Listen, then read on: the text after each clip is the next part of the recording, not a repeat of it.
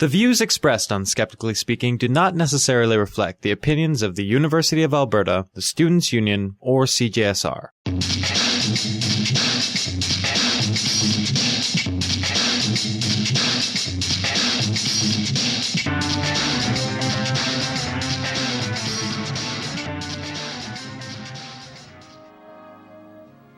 Hello and welcome to Skeptically Speaking. I'm your host, Desiree Schell, and this is part 2 of our pre-recorded holiday-based programming. And although I'm sure your questions are fascinating, please do not call in to ask them. There's nobody here. So today's episode is all about alcohol. By the time you listen to the podcast version of this show, it might be too late for some of you to fully utilize the booze-related information we so helpfully provide. But the next time you're tempted to overindulge, you may, somewhere deep in the haze of your spirit-sodden brain, remember our words. You're welcome. We have 2 interviews for you, and first up, we're going to talk about all the things that maybe you should have thought about in the first place. Intoxication and hangovers. We speak to Dr. Rob Tarzwell, a Vancouver psychiatrist, and he completed his medical school at the University of Manitoba and his residency in psychiatry at Dalhousie in Halifax. He currently practices part-time and is back in school studying nuclear medicine at UBC. Enjoy. Hi, Rob. Thanks for being on Skeptically Speaking. You're quite welcome.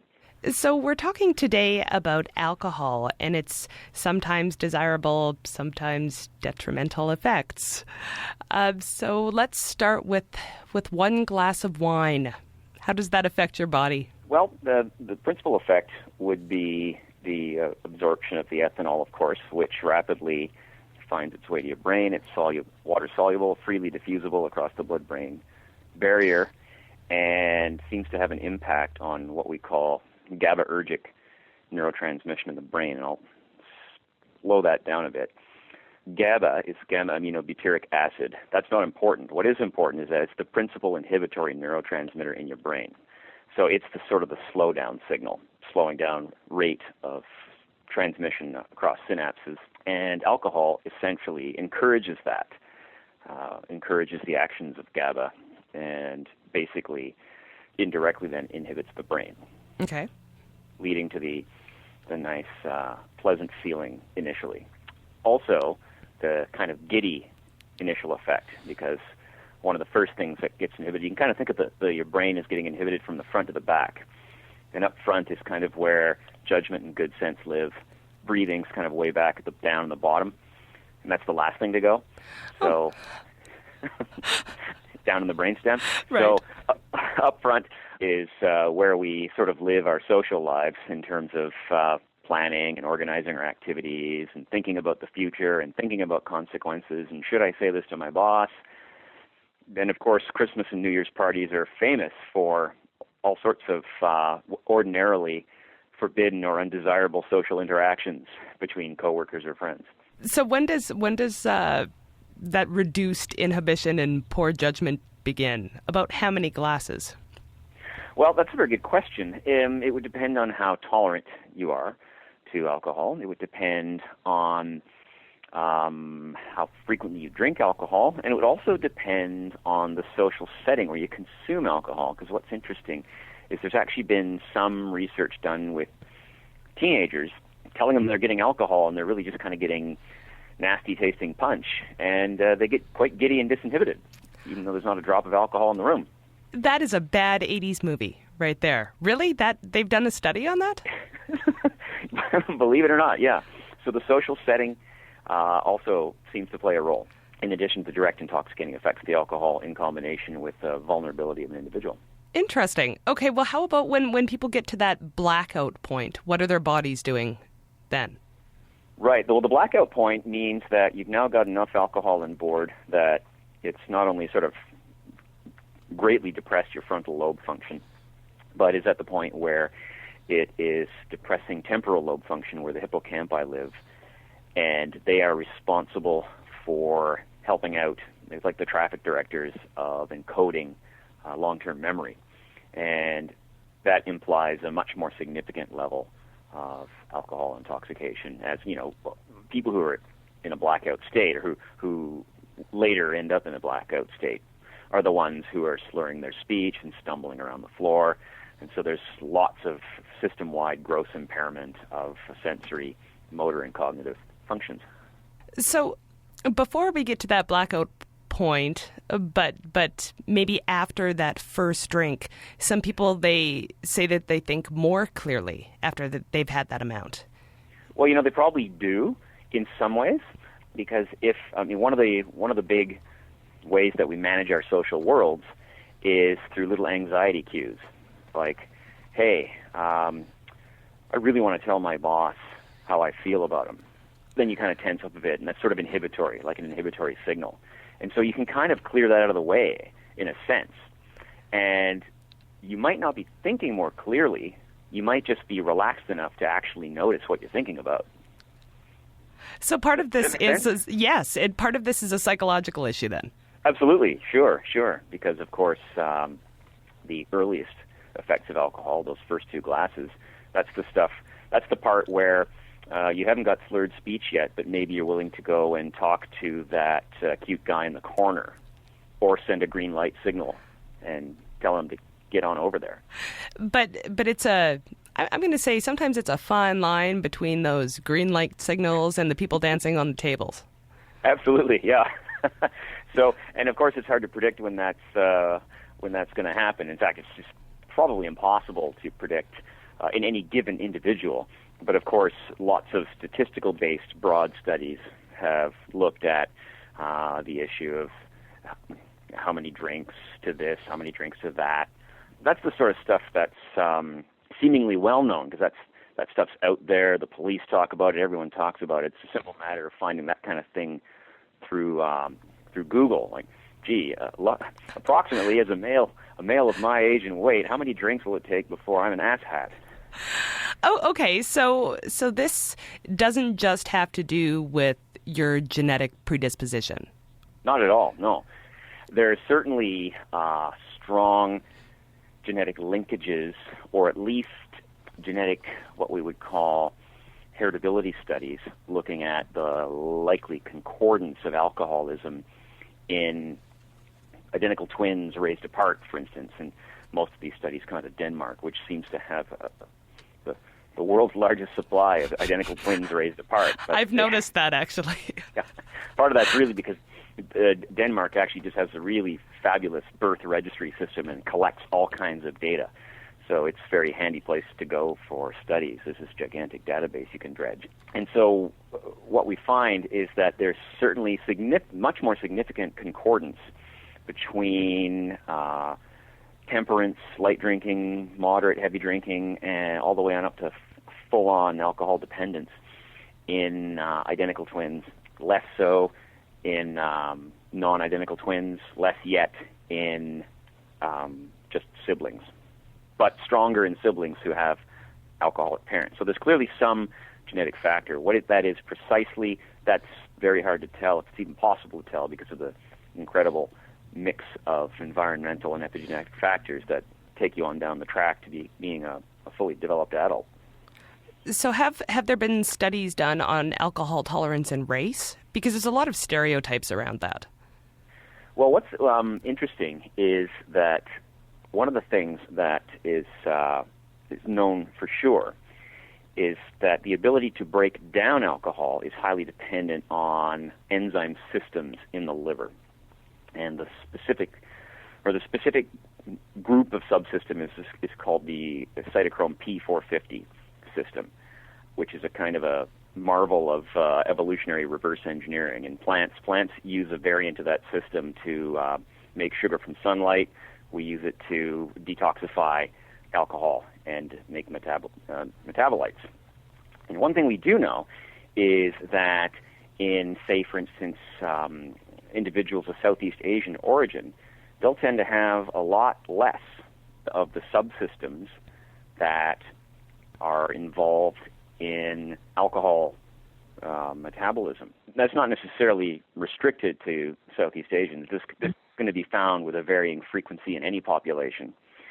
So this is going to be somebody who, when they have a drink, can quite rapidly kind of get that sort of flush, blush response and seem to be able to stay intoxicated for hours, the so-called cheap date. Right. What is this flush blush that you just mentioned? Oh, say you take those first few sips and get the big red cheeks right away. I was assuming that's what you meant, but I wanted to clarify. Yeah. Making sure I wasn't missing something. So is all alcohol created equal? I'm just thinking, can different alcohol affect you differently? Oh, yeah. And it's not the ethanol itself that does it. It's what we call the congeners, or the other stuff in there with the alcohol that gives it its taste, gives it its color, just as a result of the brewing process. I mean, there's a reason that brandy is notorious for causing wicked hangovers. An association noticed as far back as Samuel Johnson, or at least written about by him. And that's because, for instance, or it was thought to be that brandy's just got a heck of a lot more methanol in it than other types of alcohol. And certainly lots of people find out on their own that 5 glasses of red wine is not the same as 5 glasses of white wine the next morning, right? Right. All the way down to things like vodka and pure ethanol, which, generally speaking, people seem to be able to tolerate quite large amounts of relative to their other brethren. So just wondering, you mentioned the brewing technique. So would mainstream breweries have a different effect than, for example, microbreweries?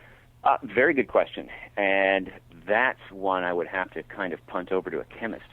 I'm not really sure what the differences would be in terms of the end result in that lovely microbrew beer versus something that falls off the line over at Labatt.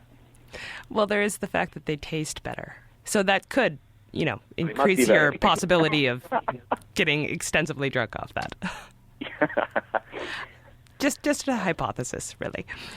So you're in Vancouver, but I'm in Alberta, and it's quite cold.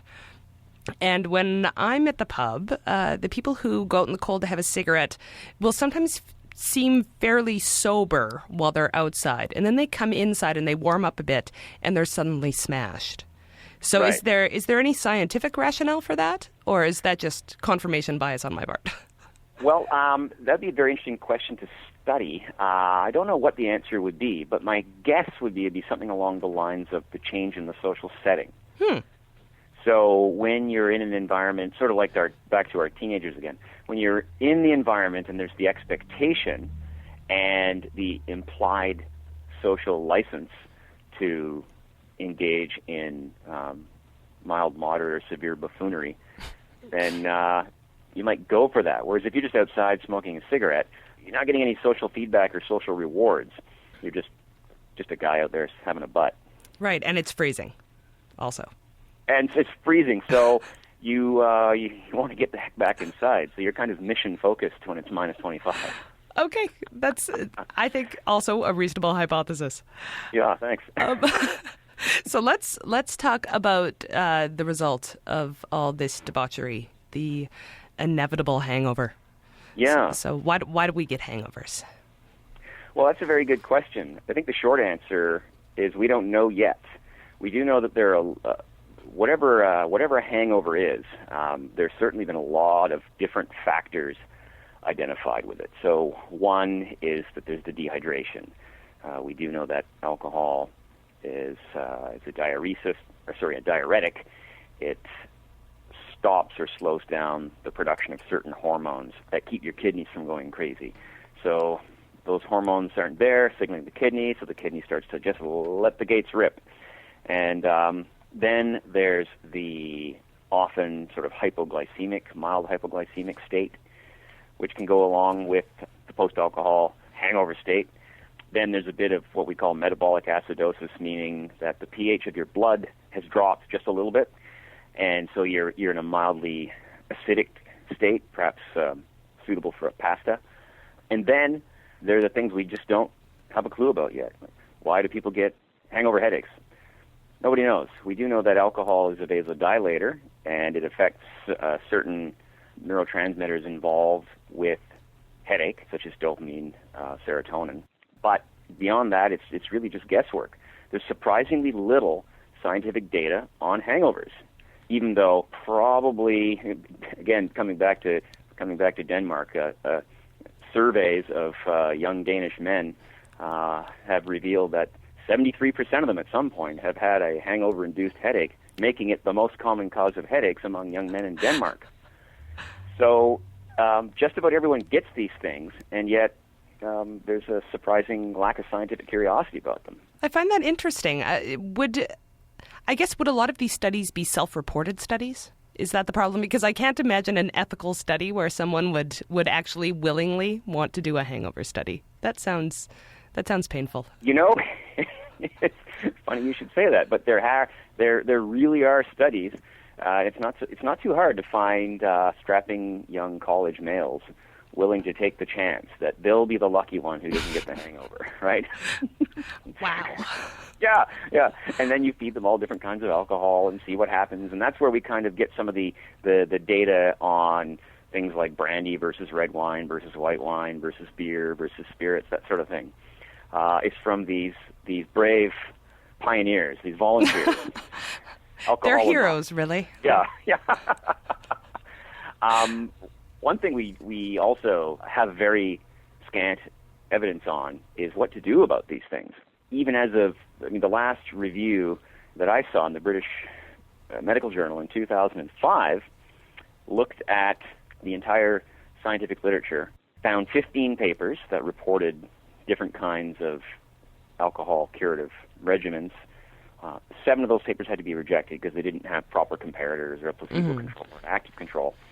And they found squat, like zero diddly.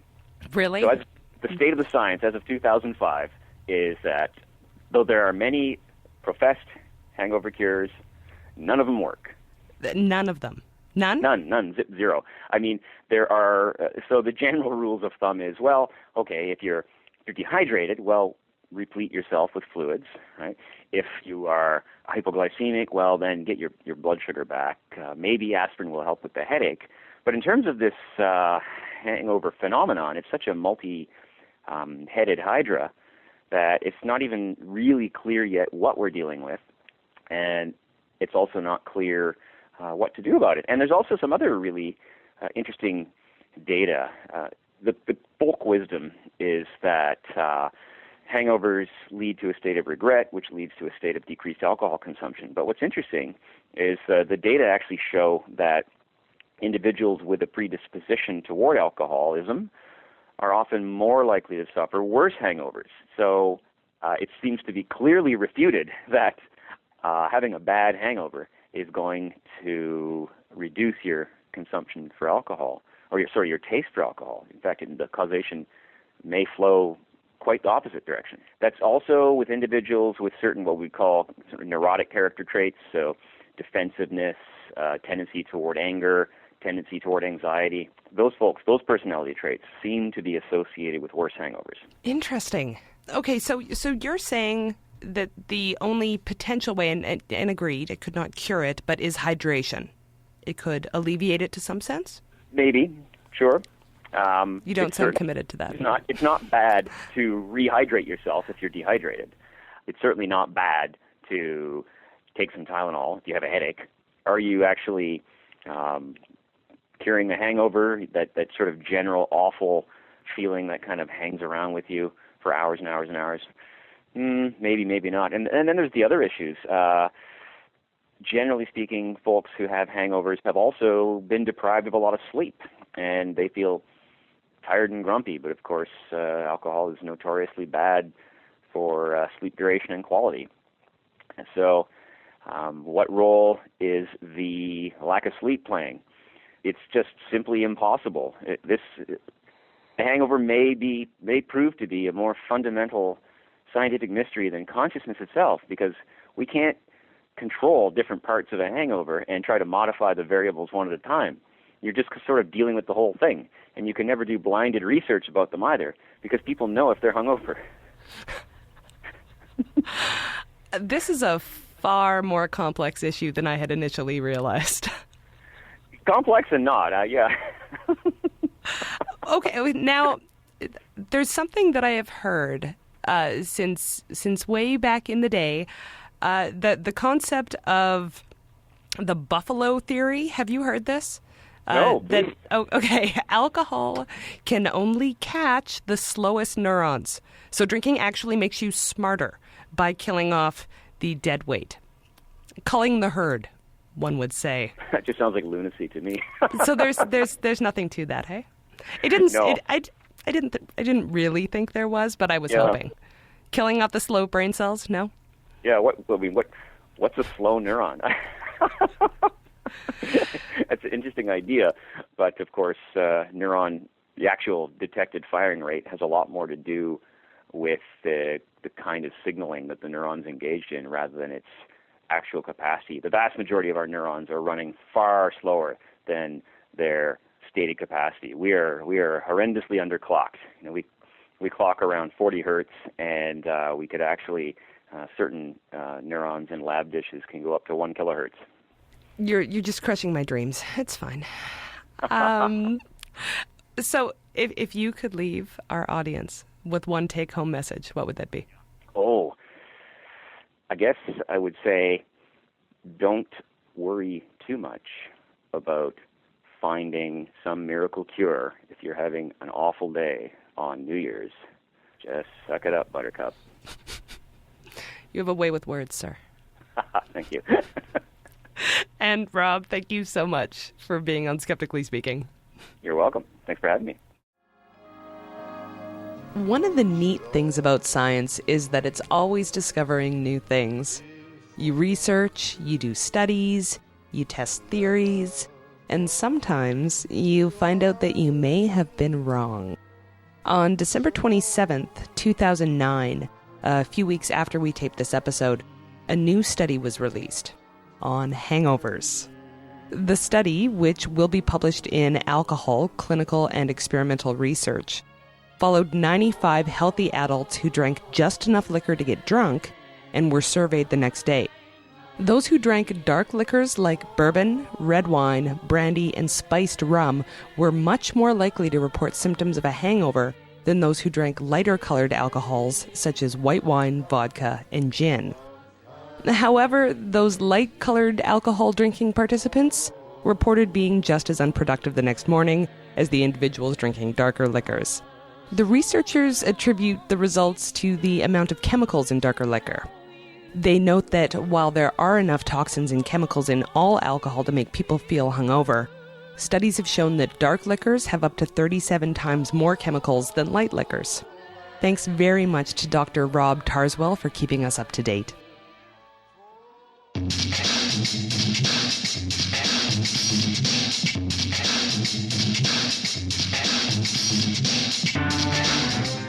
You are listening to Skeptically Speaking, thanks to the wonder of podcast technology or the generosity of one of our rebroadcasting stations. Skeptically Speaking is broadcast live out of CJSR 88.5 Edmonton, Alberta at 6 p.m. Mountain Time every Friday.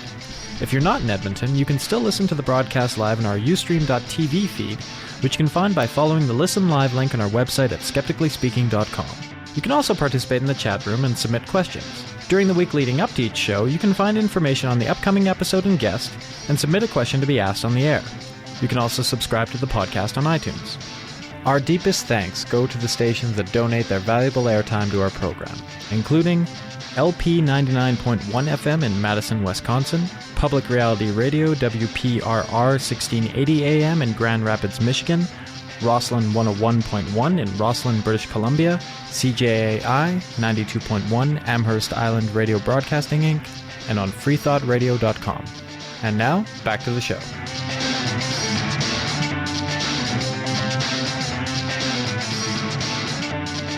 Welcome back to Skeptically Speaking. I'm your host, Desiree Schell.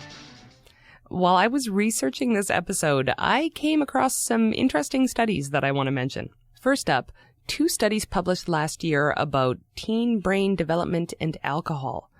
One was a U.S. study in the official journal of the EEG and Clinical Neuroscience Society, showing that alcohol has a stronger effect on teen brain development than marijuana. The other was a study published in The Lancet, offering the results of substance classification by a number of UK professionals, purporting that alcohol is more dangerous than marijuana to individuals and to society. So the U.S. study looked at teen brain development for its uniqueness as well as for the effects that substance abuse has on the brain. When the brain abnormalities were measured in terms of brain functioning and structure, cognitive tasks, and quality of white matter, it appeared as though alcohol had a greater effect than marijuana. Heavy drinking was defined at 20 drinks per month, and the abnormalities were detectable. In heavy marijuana users, abnormalities existed, but not to the same degree as those seen in the alcohol abusers. And that study supports what David Nutt at Bristol University found when he asked psychologists and scientifically or medically trained police to rank different substances according to how harmful they are. The study purports that experts rank alcohol and tobacco as more harmful than marijuana. In a list of 20 substances, alcohol came in at number 5, tobacco came in at number 9, and marijuana/cannabis came in at number 11. I make no judgment calls here, just reporting the studies.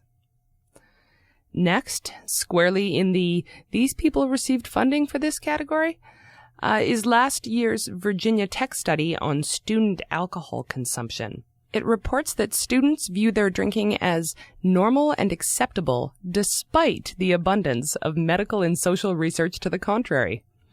It also notes the large and apparently unexpected consumption of alcohol preceding sporting events. In other news, the sky is blue. I also found an article on Sciblog on why loud music in bars increases alcohol consumption. In a 2008 study published in Alcoholism, Clinical and Experimental Research, the researchers observed bar patrons' drinking habits across 3 Saturday nights in 2 different bars. The level of the music was randomly manipulated to create the conditions of a true experiment. It was either at its usual volume of 72 decibels or turned up to 88 decibels. And for comparison, 72 decibels is like the sound of traffic on a busy street, while 88 decibels is like standing next to a lawnmower. So when the music went up, the beers went down faster. On average, bargoers took 14.5 minutes to finish a 250 milliliter glass of draft beer when the music was at its normal level. But this came down to just 11.5 minutes when the music was turned up. As a result, on average, during their time at the bar, each participant ordered 1 more drink in the loud music condition than in the normal music condition. The observers even measured the number of gulps taken to finish each drink.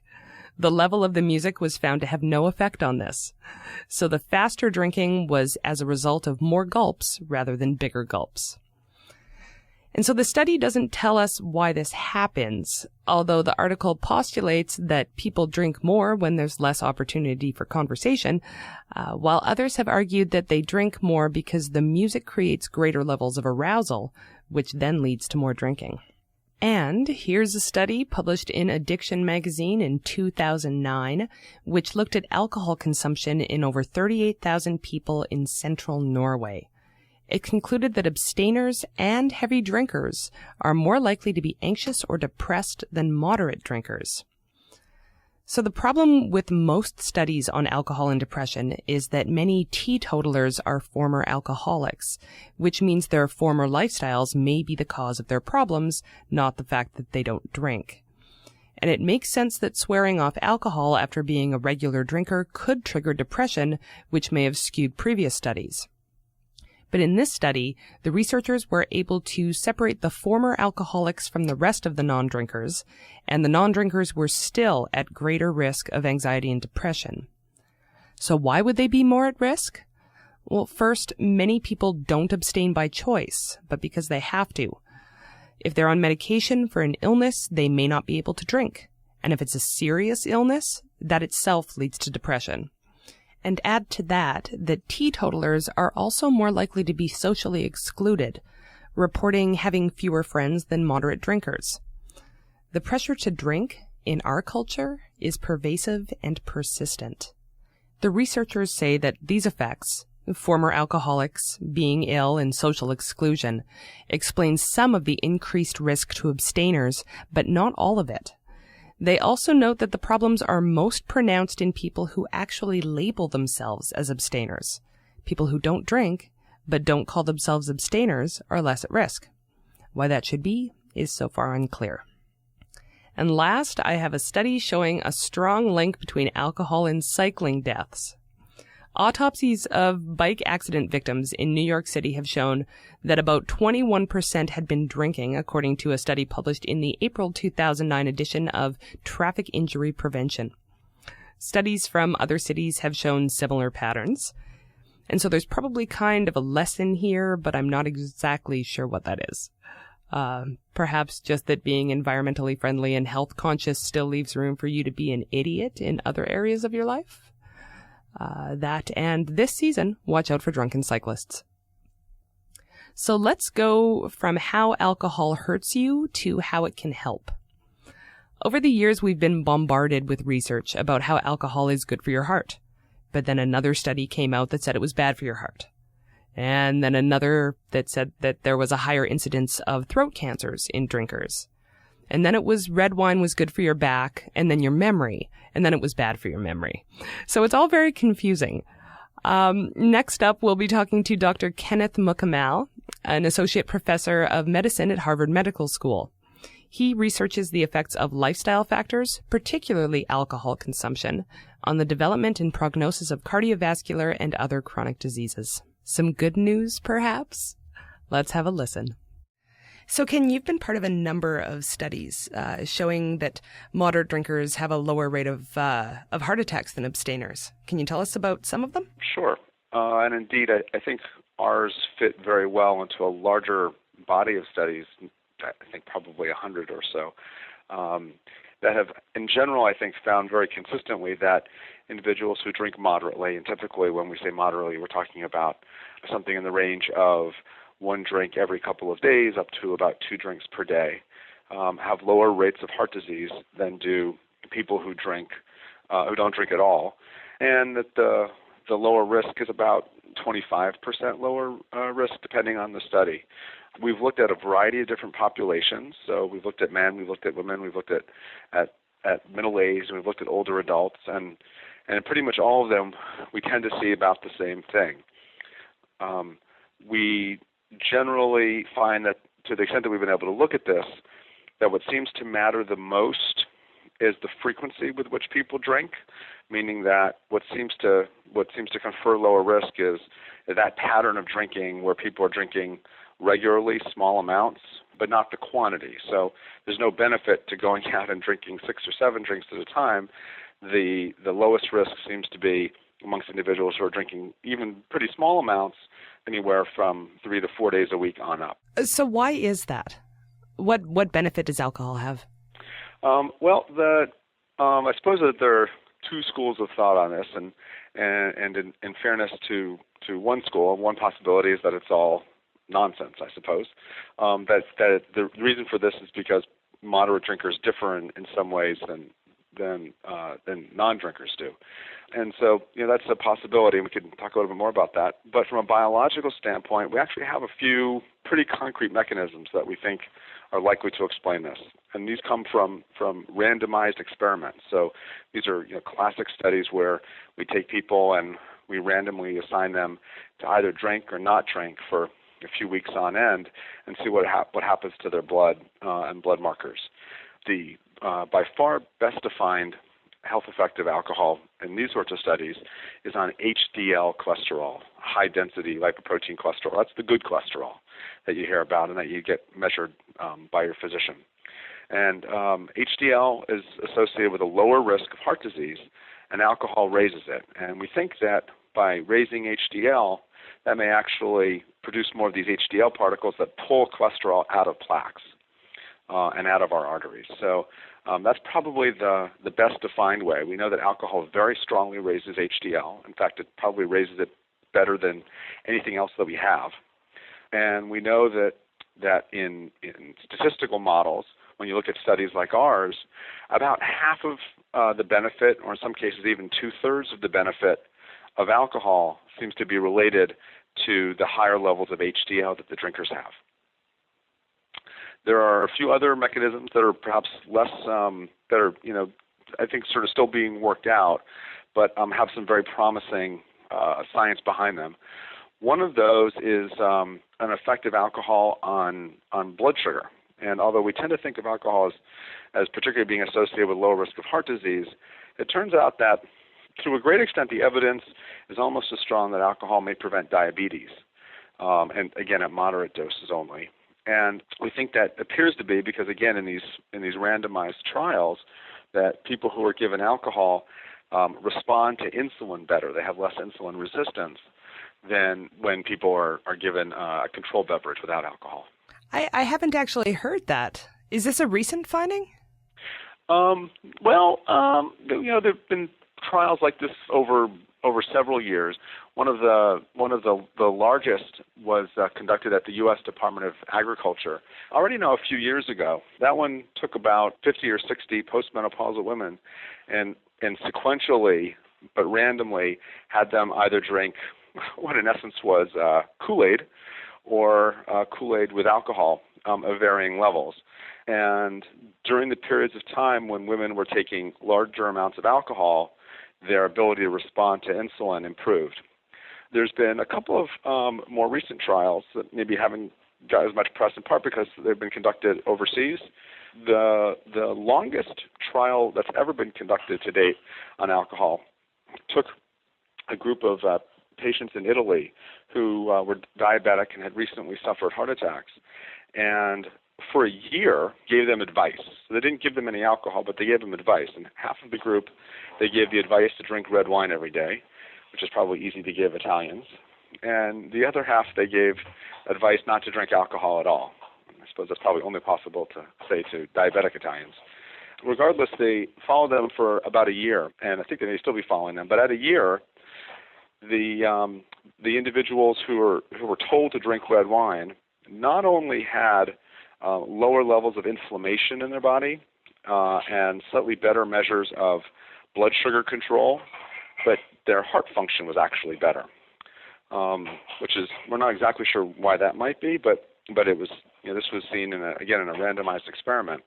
And then lastly, there's a study done amongst diabetics for about, which is the longest study that's been done so far, that took about 100 diabetics in Israel, and they were randomly assigned either to drink something with alcohol or not over a period of 3 months.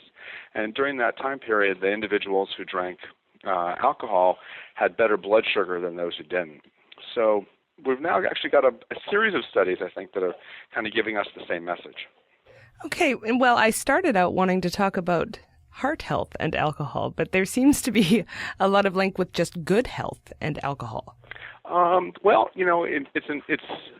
to some degree that's true, but I should be fair in saying that there are health risks even for moderate drinking as well. And as a primary care physician, I think it's important to think about those broadly. The most important one clearly is breast cancer.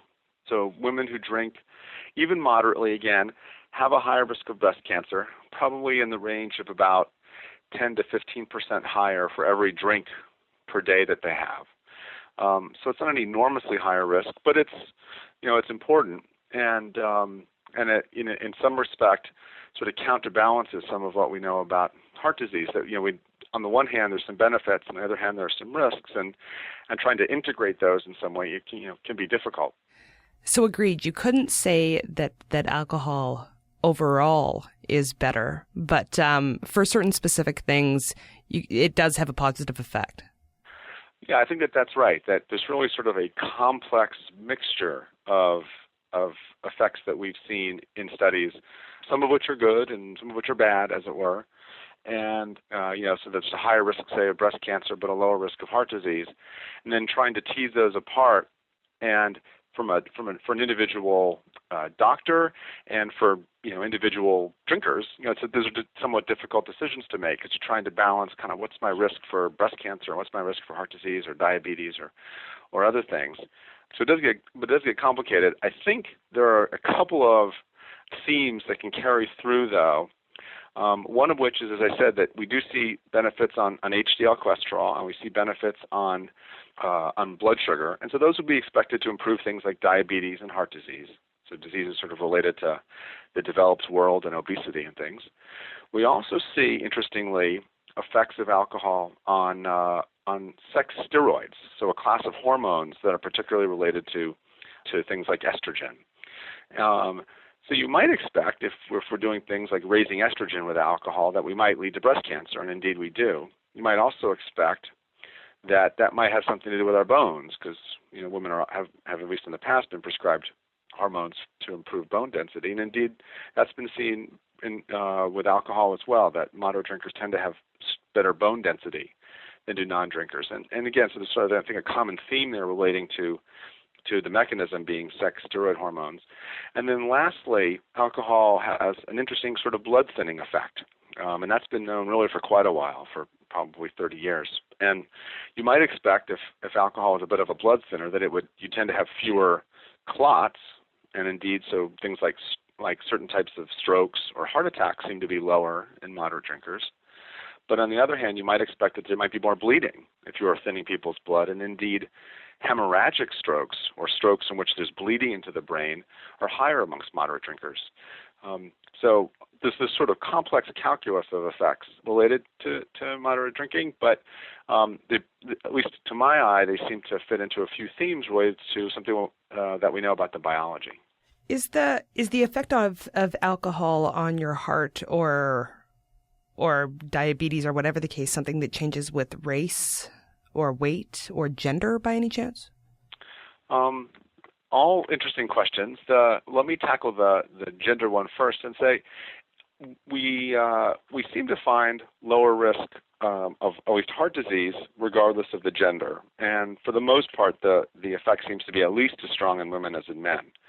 Now, women have lower rates of heart disease in general, so the same amount of benefit in a woman may not help her as much as in a man. But in general, that seems to be the case. However, there's an important difference in that the benefits, as it were, of alcohol in women seem to occur at lower doses. And that would fit with the idea that women have, in general, smaller bodies, and also that they don't metabolize alcohol as well as men do. And so, for example, standard limits to drinking are typically 2 drinks a day for a man and 1 drink a day for a woman. And that fits very nicely with what we see in terms of the lower risk of heart disease, that the lower risk of heart disease seems to come earlier to women than to men in terms of smaller doses. Obviously, some things like breast cancer are really only a risk for women and not a risk for men. So in general, I think the gender pieces are similar, for those diseases, that are common to both sexes. Race is a really interesting one, and I don't think we know as much about this as ideally we would. There've been sort of somewhat inconsistent findings, I'd say, in this regard. Almost every study that's been done in whites has found lower risk, but studies, at least in African Americans, have been mixed. And there's been interesting findings from a study called Interheart that looked at risk of heart disease around the world. And in that very large study, moderate drinking was associated with lower risk of heart disease worldwide. But interestingly, in Africa, it seemed to be associated with lower risk amongst white Africans and amongst so-called mixed race Africans, as that study put it, but not amongst black Africans. And it suggests that there may be some genetic differences in how alcohol is metabolized, perhaps that don't make it as protective, as it were, amongst some races as others. I think we need to do a little bit more about that, and there's certainly studies ongoing in this regard. But I think that's one area where I'm not sure that we know how to generalize just yet. Now, also in some of the studies that I was looking at, there was a comparison between beer and wine and such. So is there a difference in a positive effect based on the alcohol? So a great question. The very kind of common wisdom is that there must be something about red wine which does it. And at least in our experience, we feel, I think, that there's nothing special about the type of beverage. And there's a couple of reasons why. That is to say that it doesn't have to be red wine, but it's the alcohol itself. First, we know that alcohol itself raises HDL cholesterol, the good cholesterol. So it doesn't have to be red wine. Beer and spirits do it just as well. And in studies that have compared different beverages, it's the alcohol that really matters. So the mechanism seems to be related to alcohol itself. Secondly, a lot of the studies that have sort of suggested that red wine might be best have come from red wine drinking countries, places like Italy or France. Right. And in fact, in our work, amongst, say, the health professionals in the U.S., beer and spirits were the ones that were most strongly associated with lower risk, not red wine. Red wine was least associated. Our interpretation of that is because it turns out that red wine is the beverage that men drink least frequently. So going back to the idea that it's the frequency with which people drink that dictates lower risk for heart disease, it's not the beverage that matters, but it's the beverage that's consumed frequently that matters. So that's sort of been, those are at least, I think, two lines of evidence that sort of point to that. It is true that in animals, if you take certain compounds from red wine, those compounds themselves have health benefits. The problem is that to get enough of those compounds to equal what these mice are getting, you would need to drink liters and liters and liters of wine a day. So it's, there may very well be benefits, special benefits to red wine, but I don't think at the doses that people are normally drinking them at. Okay, now you were talking about excessive drinking, but is it possible that the amount a person drinks could be associated with other types of behaviors that could also be causes of the results? For example, excessive drinkers could conceivably be more likely to have a poor diet? Well, as an interesting question, and there actually has been some thought about that. It brings to mind some work that Rodney Jackson in New Zealand has done, and his group was involved with doing studies of alcohol consumption and heart disease very early on. And he recently sort of argued that we're probably overstating some of the benefits of light drinking because of this problem that light drinkers differ from non-drinkers in lots of ways, and the light drinkers are probably very healthy people. But at the same time, we may be underestimating the benefits of heavy drinking, at least for heart disease, just heart disease alone, because heavy drinkers, for instance, tend to smoke.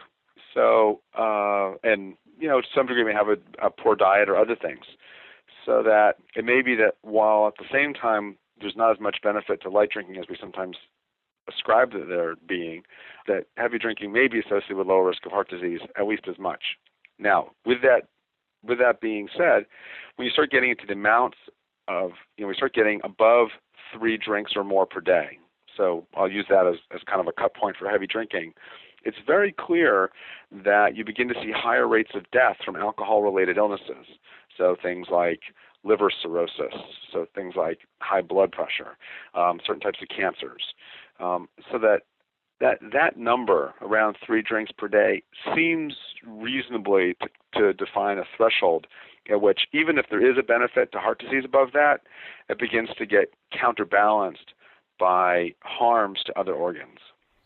I think we need a formula to be able to work this out. Yeah, well, it would be a pretty complex formula, and in part because of this idea that I think everybody sort of has a different threshold. It's one reason why I think it's been difficult to make recommendations about drinking, and to my knowledge, there really hasn't been any systematic effort, even in governmental agencies, both in the U.S. and Canada, that have looked at this question to say, gee, this subset of people ought to start drinking because they're at really high risk for heart disease and their HDL is really low, and maybe they would get some benefit. The problem is that there's so many of these things that it affects, and frankly, it could go on longer. It's hard to balance those. It's hard to say, well, gee, for person X, you ought to be drinking, but for person Y who looks very similar, but say has a higher risk for breast cancer, you shouldn't be drinking.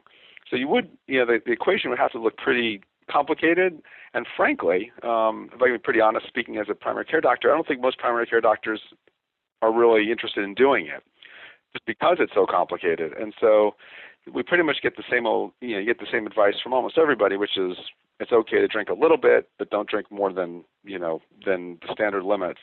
And if you're taking a whole bunch of medications, then don't drink at all. Do you sometimes think that maybe you don't want to talk to the media about these kind of studies because it would seem as if you were promoting drinking? I think that there's a lot of concern about that. We've been lucky in that our particular group has been funded so far only by the U.S. National Institutes of Health and by the American Heart Association. And so we haven't been put in a position ourselves where we've received money from the alcohol industry or anything, but other groups have, and in part because it's, it is a convenient way to get research done, I suppose. So, and in those situations, once people have taken money from the alcohol industry, it's very easy to label everything that they do as being industry biased, even if in many cases those folks were saying the same thing before they ever took money from the industry. But the general idea that, we want to be careful about saying that alcohol is good for you, I think is fair. I don't, in part because I'm a primary care doctor and I see, to some degree the benefits, but I also see the harms. I see people who fell down because they had too much to drink. I see people who've had breast cancer. I see people who've had strokes where they bled into their brain, and so trying to manage all those together, I think, is really important. And as I said, I think it's hard to come up with a simple prescription that would fit across the whole population. With all of that being said, there certainly are some folks in the States, and I would say particularly cardiologists, who aren't really abashed about saying, we think a little bit of drinking is good for you, and we recommend it. In part, that's because, those are cardiologists, and they're particularly focused on the organ that alcohol probably helps. But just, I think more generally, they're looking at, sort of a narrower spectrum of the potential harms, and I think we'd like to be careful about that. Well, I honestly can't believe I got away with saying that potentially excessive drinking could be positive in any way. So I'm just going to go out on a limb and say that there's probably little to no health benefit associated with binge drinking, correct? I'm asking this on the off chance that this also could be beneficial. Let me go back and say that that for heavy drinking, I'm gonna here sort of call heavy drinking, say 3 to 4 to 5 drinks a day. Say that if there's benefit to it, it's on one particular thing only, and so it's not as though the net benefit is there even for that. I think it's pretty clear that the sweet spot, as it were, for drinking is somewhere in the range of a half to 1 drink a day. If you look at studies of mortality, of just overall, who lives and who dies, that seems to be kind of where the sweet spot is. So everything above that is potentially associated with higher mortality. Binge drinking seems to be a pretty much no-win situation. We're not really aware of any. I can't think of any benefit to it, and I can think of a lot of harms to it. We've seen there's certainly risks of things like increasing your blood pressure acutely, probably even triggering heart attacks acutely, although that hasn't been as well studied. Certainly triggering heart rhythm disturbances acutely, so things like atrial fibrillation. And then, frankly, there's really, really, really big concerns related to violence, suicide, homicide, rape, related to inebriation and binge drinking. So it's hard to come up with a lot of good things on that end. And again, the idea that even for the heart benefit, there's really no benefit to binge drinking. You can get kind of all the benefit, as it were, for the heart with even 1 drink every other day. So you don't need to drink very much to get what we think is any benefit, with really no risk of harm or very little risk of harm. So we're almost out of time. Is there anything else you wanted to add? With all of that being said, we're currently now starting a very small trial ourselves, because I think the one thing that's missing from the package that we've tried to put together, and I think the package is kind of compelling, but the one thing that's missing is good old-fashioned randomized trial evidence that, we took 10,000 people, and half of them we gave alcohol to, and half of them we didn't, and we followed them for 10 years, and we saw what happened. Now, that kind of study is probably not possible to do. It's very difficult, I can tell you from personal experience, to get people who drink regularly to be willing to stop drinking for 10 years. And it's pretty difficult to get people who don't drink very much to agree to drink every day for 10 years. So I'm not sure this is possible. But with that being said, that piece is missing. And as there's been some, I think, pretty well-described examples of things like vitamin E or hormone replacement therapy in postmenopausal women, to say, sometimes what we think in these observational studies, and even in the small feeding studies that we've done, doesn't always pan out when you do those kinds of trials. Now, most of the time it still does pan out, to be fair, but it doesn't always. So I think that's the one big hole in what we've been doing. And we're hoping that we can start trying to do this. But as of now, we just don't know. And it's not entirely clear that will ever get that kind of advice. And so we're sort of stuck as of today, both as doctors and patients, as it were, and public health professionals, kind of dealing with the best advice that we have. But the fact is that we don't have the kind of ideal advice, or the ideal evidence with which to make advice that we might. So someday we may get that, but in the interim, this is the best we've got. And thank you so much for doing studies like this. You've successfully alleviated some guilt for some people and potentially scared the crap out of others. Probably the way it ought to be, I think. Certainly some people on both ends of the spectrum that we'd like to get to move toward the middle, I guess, as it were. And, it's because it's such a, for me, and I think for many people in general, it's such a common thing that people are exposed to. People are drinking every day all over the world. And because it's got so many different effects in so many different parts of us, it remains a really interesting thing to study for, hopefully years to come. Wonderful. Thank you very much, Ken. You bet.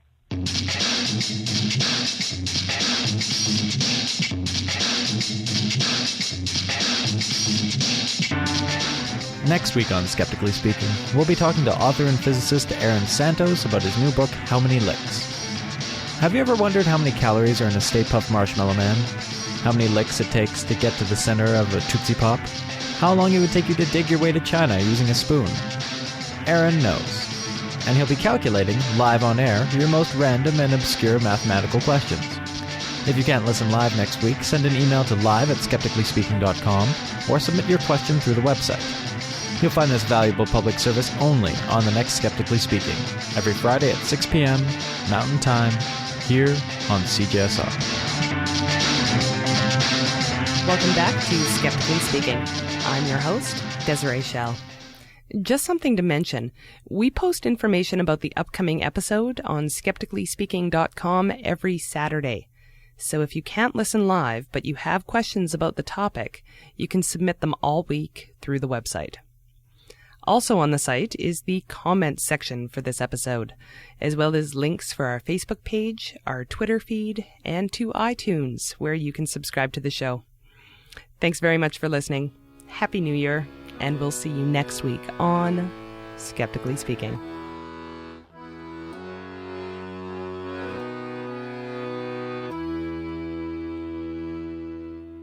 South America does not exist. The moon is painted on the sky. Things sometimes fall up, but you never see. And everything you believe is a lie. Dinosaurs were invented by God as a test. Our bodies don't rot when we die. Oh, the hippies are working for the government, and everything you believe is a lie.